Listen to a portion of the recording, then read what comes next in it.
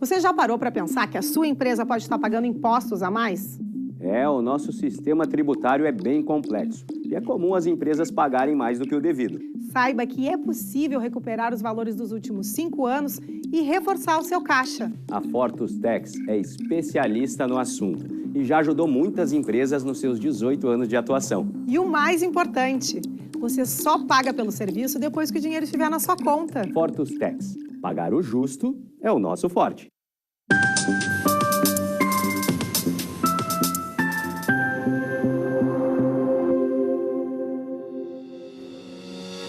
Olá, você já está assistindo o programa Papo Certo. Nós que de segunda a sexta, neste mesmo horário, estamos aqui, sempre para trazer para vocês programas inéditos e com assunto de relevância. Olá, minhas amigas, meus amigos, bem-vindos a mais um Papo Certo. E hoje estaremos falando sobre o perfil do consumidor. Quem vai falar tudo sobre o perfil do consumidor é o publicitário, especializado em neurociência e comportamento, que é sócio e CEO da agência Gamp Casa Criativa, o Maicon Dias. Muito obrigado pela presença no programa, Maicon. Eu que agradeço o convite, vai ser um prazer a gente conversar sobre esse tema hoje. Muito obrigada pela tua presença aqui conosco. E vocês de casa sabem, né? Nosso programa é interativo. Então venha participar do Papo Certo através do nosso WhatsApp 30 29 80 80, que logo após o término do programa, o nosso convidado vai responder para você. Agora a gente faz um intervalo de 30 segundinhos e já voltamos.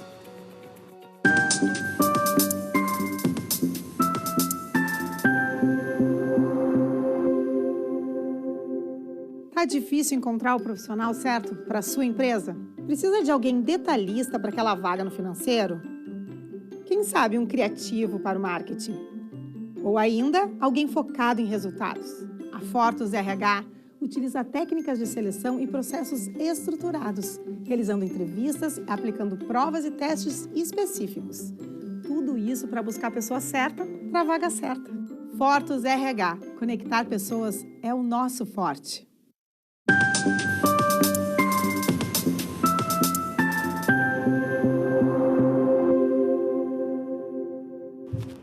Lá no nosso Instagram, papocerto.com.br, tu está convidado a passar por lá e trazer quem tu queres ver aqui na bancada e também a tua sugestão de tema ou assunto no nosso direct. Maicon, neste último mês de março, mais precisamente no dia 15 de março, nós comemoramos o Dia e o Mês do Consumidor. E a gente percebe uma enxurrada de promoções e divulgações pelas empresas. Como você percebe essa mudança, então, das empresas em relação ao consumidor do mês de março? Os últimos anos têm mudado muito o comportamento das empresas frente a essa data. Essa data surgiu muito para celebrar a existência do consumidor, o cliente, celebrar esse momento da empresa com o cliente. Só que o varejo, de certa forma, ele está sempre buscando formas de cativar, de se conectar com os consumidores. E essa data deixou apenas de ser uma data de celebração, mas para ser uma data explorada pelo varejo. Então, esse ano, por exemplo, foi um ano onde a gente viu inúmeras empresas explorando muitos descontos, muitas ações promocionais, tentando atrair o olhar do consumidor com o objetivo de celebrar a existência dele. Só que esse ponto é bem peculiar e importante da gente analisar que as empresas elas têm que olhar essa data não apenas com o motivo de varejo, não apenas com o motivo de tentar vender mais.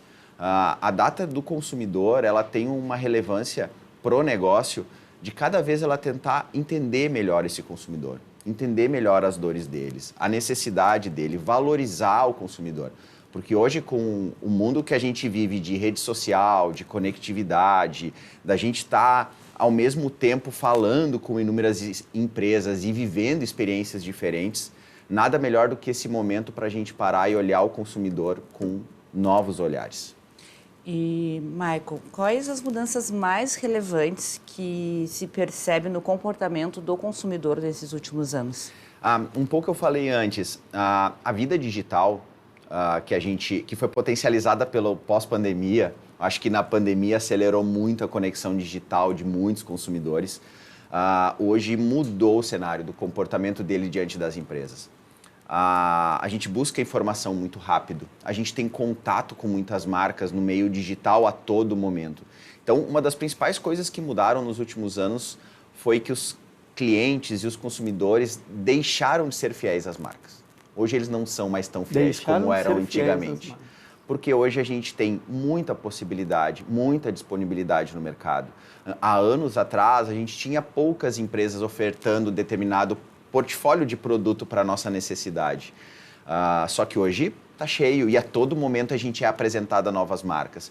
Então, uma das coisas que tem mudado muito é essa baixa fidelização. Então, as empresas elas têm que olhar com mais carinho para o consumidor, cuidar mais dele, dar mais atenção à necessidade dele, e não apenas estar pensando em vender os seus produtos, porque isso já realmente mudou.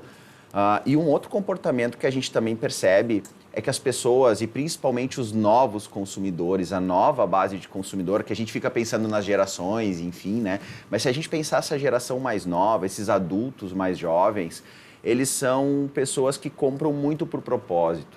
A gente até fala, às vezes, muito por ativismo.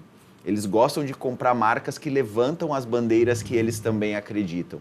Então, assim, marcas que hoje não se posicionam mais frente a inúmeros temas. Não significa que as marcas têm que se posicionar frente a todos os temas. Mas uma marca que não entende mais o seu propósito, não entende que valor, além do produto que ela entrega para o consumidor, que valor que realmente ela agrega, com certeza ela vai começar a sentir uma debandada desses consumidores para marcas que estão mais afinadas com propósito, com bandeiras que são levantadas pelo público. Muito bem. Vamos falar agora para quem está empreendendo. O que é básico, então, conhecer do perfil do consumidor para traçar as estratégias mais corretas? Perfeito. Vamos voltar alguns anos atrás. As estratégias de comunicação, as estratégias de negócio, elas eram muito desenhadas a partir de um perfil de consumidor. Então, tu desenhava o perfil e naquele perfil, muitas vezes, tu estava falando de idade, tipo de consumo, renda. Só que hoje, de novo, graças à conectividade, graças ao acesso a tanta informação que o cliente tem, a gente fala que a gente deve vender para um momento de vida do cliente. Porque vamos dar alguns exemplos simples, assim. Se a gente lembrar daquelas motos que a galera gosta de comprar, que tem todo um estilo estradeiro, antigamente tu tinha um estereótipo de uma pessoa que comprava aquele tipo de produto. Então tu desenhava a tua comunicação, a tua estratégia de negócio para aquele estereótipo. Só que hoje as pessoas elas vivem aquilo em determinados momentos da sua semana e do seu dia. E nos outros momentos elas podem ter comportamentos absurdamente distintos. Então, quando a gente vai pensar no perfil do consumidor e do cliente da marca, eu sempre digo, olhem a necessidade. Toda pessoa compra por necessidade. Então, qual é a necessidade daquele cliente? Qual é a necessidade ao redor daquele cliente, o mundo que existe ao redor disso? E como é que a marca consegue se conectar com este mundo? Porque a marca hoje ela precisa ser relevante. A gente é bombardeado por tanta marca o dia todo, né? Na televisão, no celular, nos meios tradicionais. Então, assim, como é que uma marca vai ser relevante? A partir do momento que ela mostrar que ela entende a necessidade do consumidor e ela tem algo que vai fazer a diferença na vida dessa pessoa. Pode ser um tênis, pode ser uma roupa, pode ser um computador, enfim, mas se ela não mostrar essa relevância e esse valor, com certeza a outra marca vai estar fazendo isso.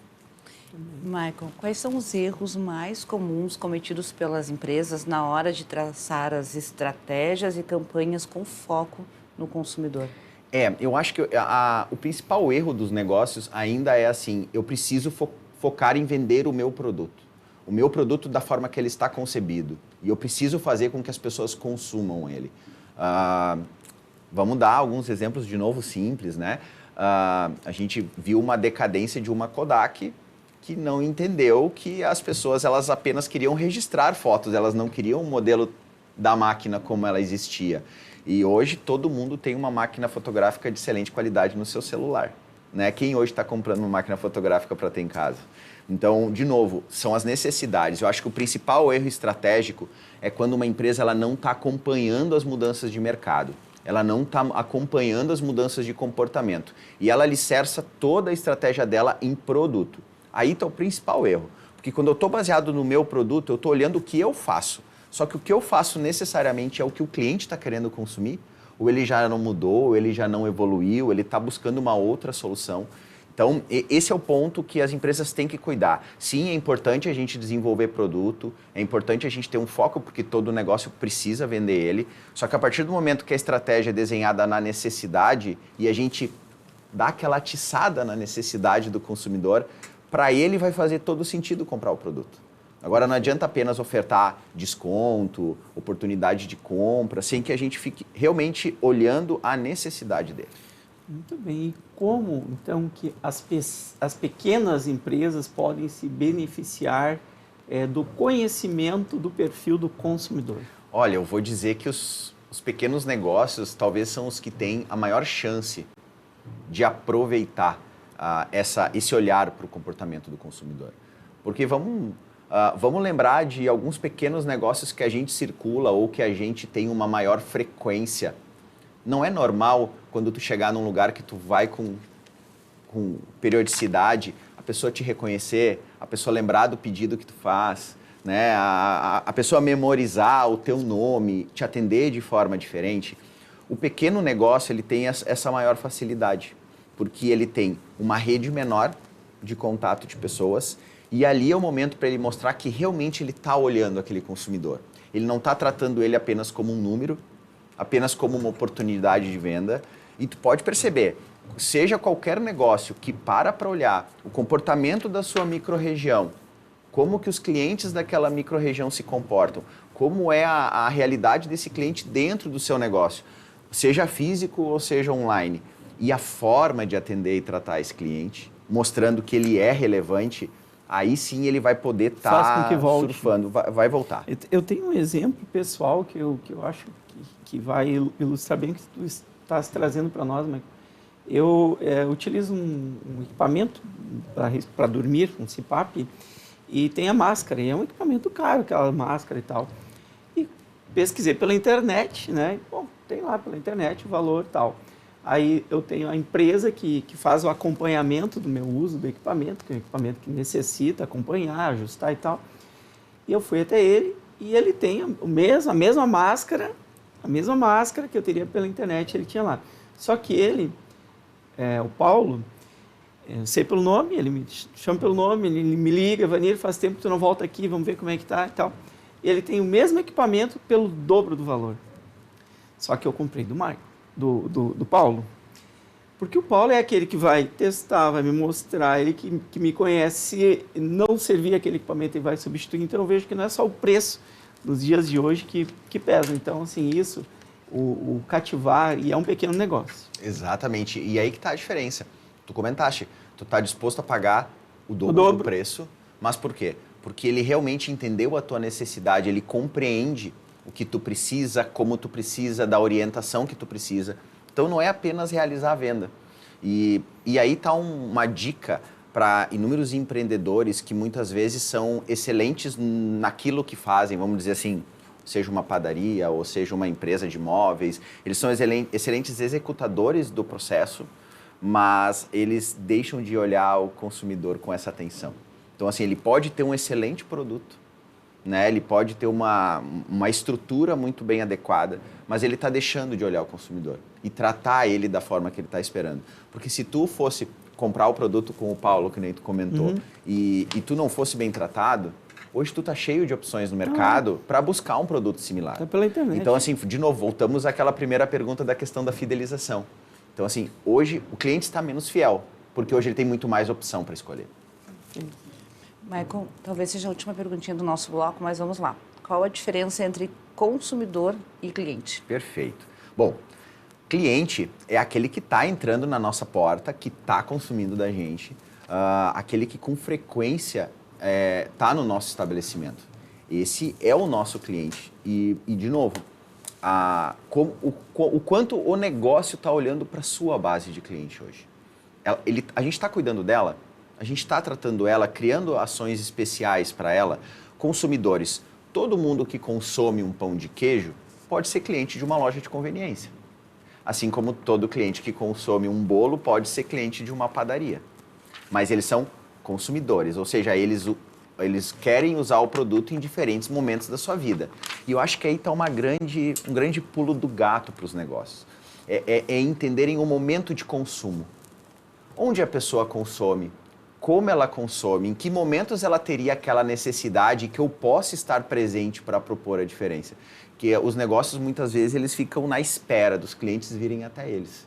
E nada melhor do que eu entender as necessidades, entender os momentos e ir lá explorar esses momentos. Dar alguns exemplos de algumas ações que já aconteceram aqui em Porto Alegre, por exemplo, na Orla do Guaíba. Quantos negócios entenderam a oportunidade de, naquele momento onde as pessoas estão num momento de lazer, curtindo a natureza, né, o visual, que momento perfeito para eu ir lá e oferecer uma venda de taça de champanhe? Para as pessoas, né, brindarem aqueles momentos que elas estão ali juntos, ou outros momentos para elas estarem disponibilizando um chimarrão, uma erva mate. Então, assim, entender o momento de consumo é essencial para se tornar relevante. Perfeito, muito bom mesmo. E agora a gente faz então um intervalo bem rapidinho, de 1 minuto, com os nossos apoiadores, Fortus Group e Prime Gourmet. Já voltamos.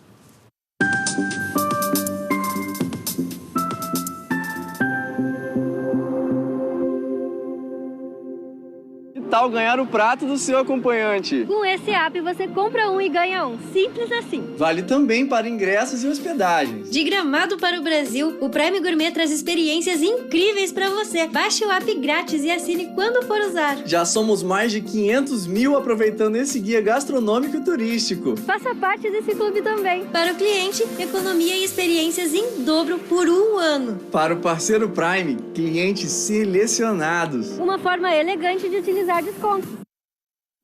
Em tempos de juros altos, margens reduzidas e incertezas, rever estratégias é fundamental para manter o seu negócio competitivo. Esse cenário exige planejamento e organização financeira. Nessas horas, qualquer ajuda é bem-vinda, mas a ajuda de um especialista é necessária. A Fortus Consulting conhece na prática e tem as soluções adequadas para cada situação. Fortus Consulting. Melhorar os seus resultados é o nosso forte.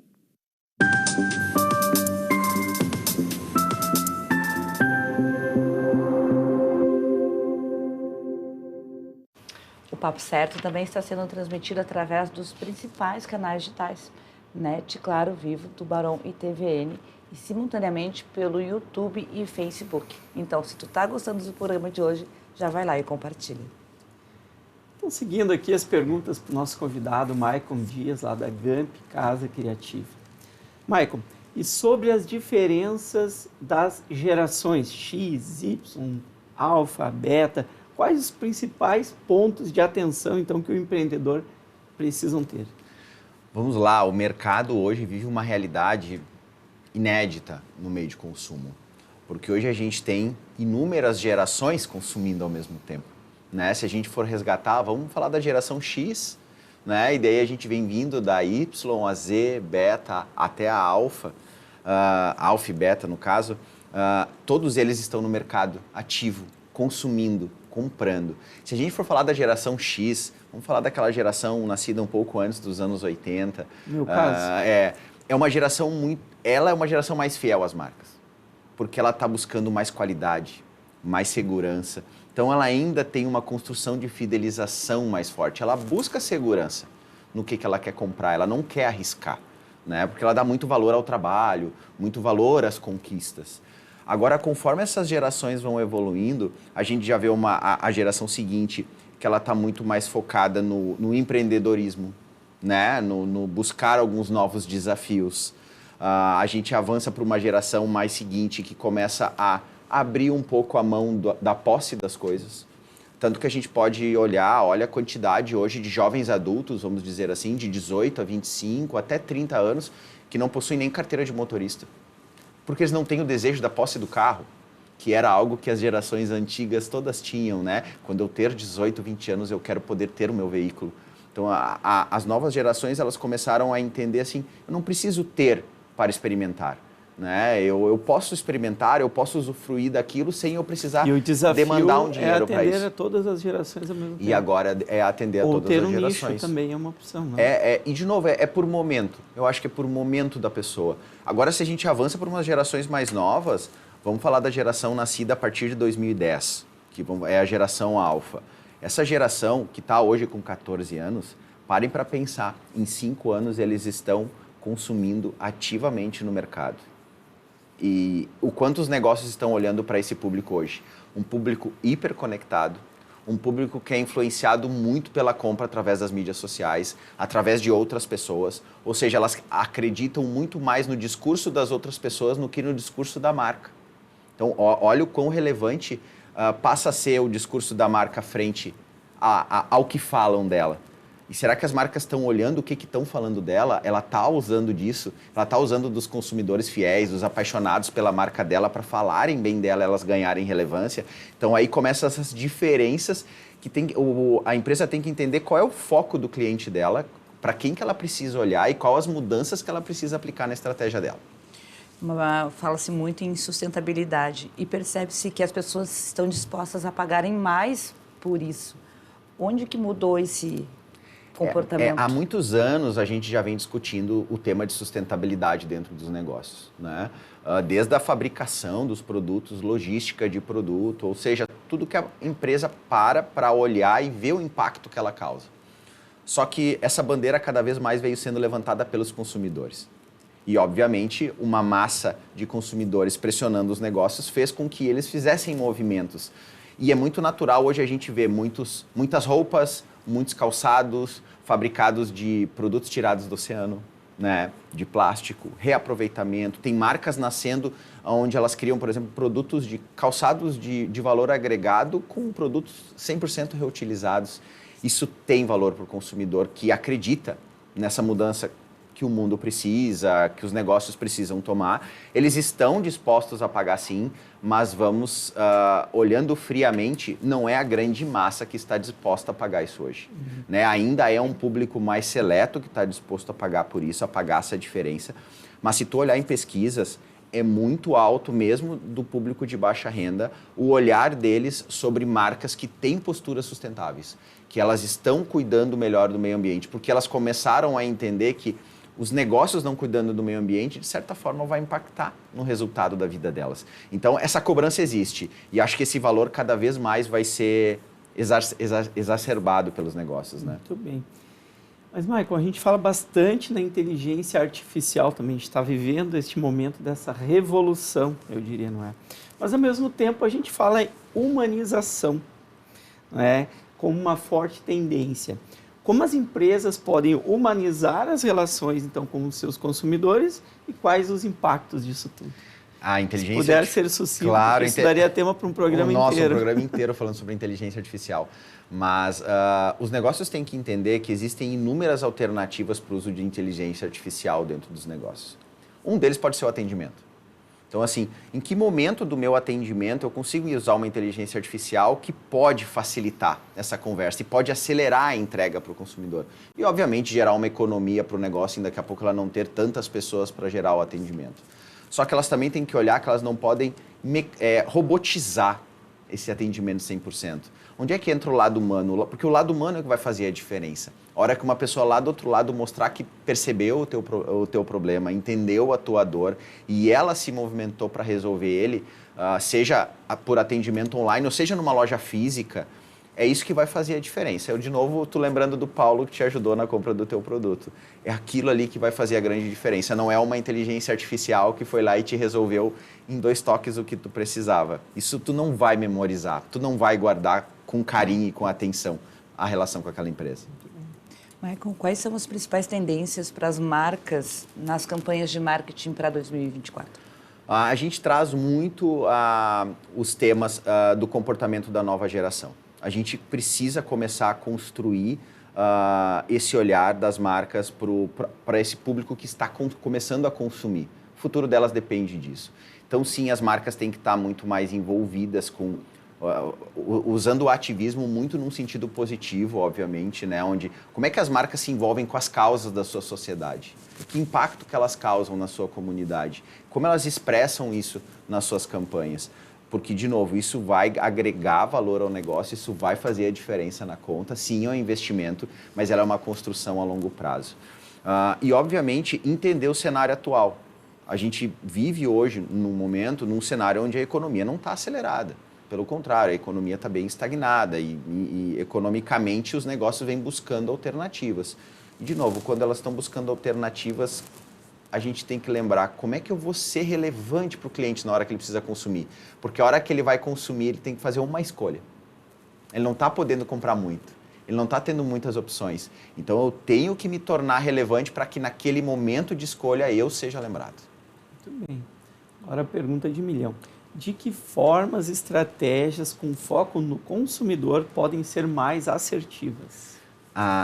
Ótima pergunta. Eu acho que nas mesas de reuniões dos negócios, a primeira coisa que o negócio tem que se perguntar é assim, a gente está realmente entendendo a vida do nosso consumidor hoje? A gente está olhando para as necessidades dele hoje?